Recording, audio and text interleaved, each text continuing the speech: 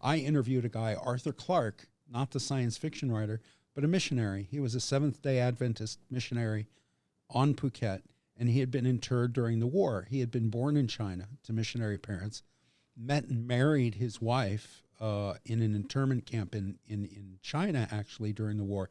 And then they came down here when the Communist government of China kicked out all the Falang, all the white people.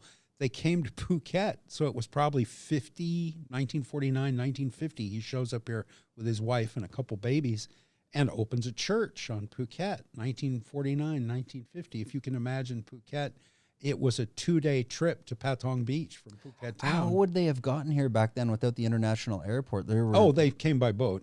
There were no, where did the roads end at that point? Yeah, well, there was no bridge, obviously. So just to get... he would have come down, and there's a wonderful book, not by Dr. Clarke, not by Mr. Clarke.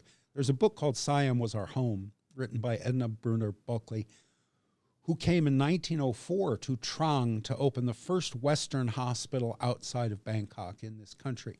And she stayed in Thailand from 1904, she was 21 years old, until the 60s. She ended her life running a guest house in Chiang Mai, owning a guest house in Chiang Mai.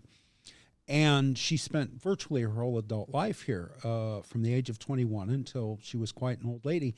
And in her 70s, she went on a bus tour of the Shan states by herself in her 70s, which would have been like the 1950s. And at any rate, so she describes the way you got down here to the south is you came by boat from Bangkok down the river to the sea, down the coast, Hua Hin, Chumpon, Surat, and Nakhon. And finally, somewhere around Nakhon, Surat. Like Nakhon Si Thammarat. Yeah, you'd get on an ox cart or a truck. And then it was 3 days from the coast to Trang in 1904. So we imagine by, say, 1949, when Dr. Clarke came here, excuse me. No problem.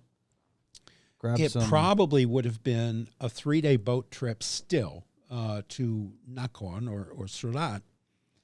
And then probably 3 or 4 days across the peninsula in some kind of beat-up old truck over the spine of the Krau Peninsula, where de Lesseps designed his never-to-be-built canal, and down the other side to Krabi, and then by ferry from Krabi to Phuket.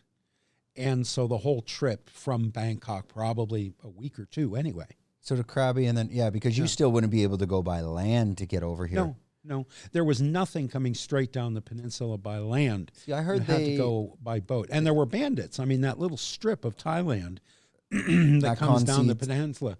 Yeah, that's always been bandit country. I heard this is mafia country.